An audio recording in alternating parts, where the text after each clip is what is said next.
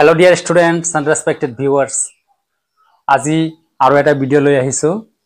তোমালোকে ব্ল্যাকবোৰ্ডত ছবিবিলাক দেখা পাইছা মই ছবি আঁকাত ইমান ভাল নহয় তথাপি শিকোৱাৰ কাৰণে বুজোৱাৰ কাৰণে ধাৰণাটো স্পষ্ট হোৱাৰ কাৰণে কিছুমান ছবি আঁকিছো তোমালোকে দেখা পাইছা আমাৰ যেহেতু স্মাৰ্ট বোৰ্ড নাই গতিকে আমি ইয়াতে আঁকি লৈছো কিছুমান ছবি আমি ইংৰাজীত কিছুমান বেসিক বস্তু শিকিম কেনেকুৱা বেসিক বস্তু সিঙ্গুলাৰ প্লুৰাল শিকিবলৈ গৈ আছো আমি বহুতে জানো বহুত শব্দ কিন্তু তাৰে মাজত আমি বহুত নাজানা বস্তু থাকি যায় এই ছবিৰ জৰিয়তে যিখিনি বস্তু মই আজি শিকাম গোটেই জীৱন মনত থাকি যাব খুব এটা দৰকাৰী ভিডিও হ'বলৈ গৈ আছে তোমালোকে চাব পাৰিছা ইয়াতে কি আছে এটা ফিশ আছে ফিশ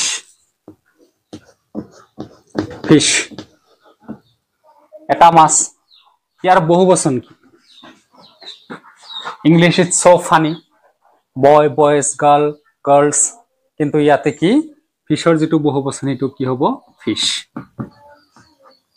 একে প্ৰজাতিৰ মাছ থাকিলে এটো ফিশ এই শব্দৰ দ্বাৰা কি কৰা হয় প্লুৰাল বুজোৱা হয় যদি বিভিন্ন প্ৰজাতিৰ মাছ একেলগে থাকে তেতিয়া কি হয় ফিশেস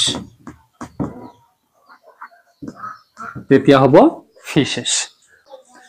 এটা চাব পাৰিছা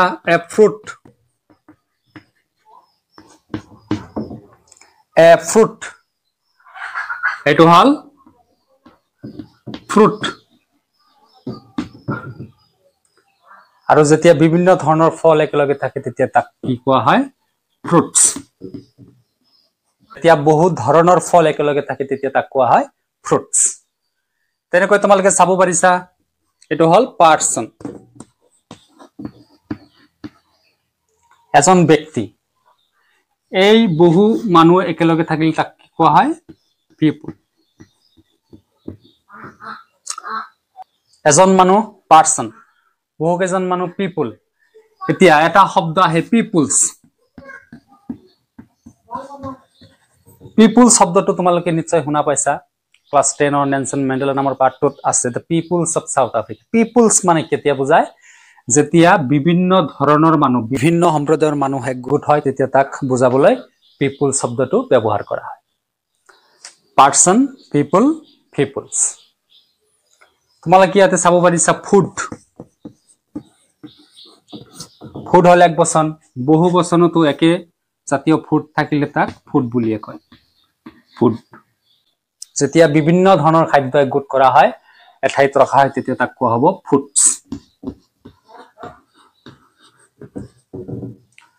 আৰু একবাৰ ৰিভিজন কৰো আমি মোৰ লগে লগে তোমালোকে অ্যাটেনশন দিবা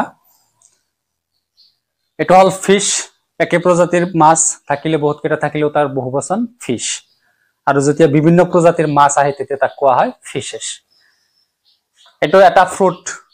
একে জাতীয় ফ্ৰুট বহুত কেটা থাকিলেও ফ্ৰুটে হয় বহুবচন আৰু বিভিন্ন প্ৰজাতিৰ যেতিয়া ফ্ৰুট একেলগে হয় তাক কি কোৱা হয় ফ্ৰুটস বহুবচন এটা হল পাৰসন এজন ব্যক্তি বহুকেজন ব্যক্তিক people একেলগে কোৱা হয় যেতিয়া বিভিন্ন সম্প্ৰদায়ৰ মানুহ একগোট হয় তেতিয়া তাক বুজাবলৈ people শব্দটো ব্যৱহাৰ কৰা হয় তো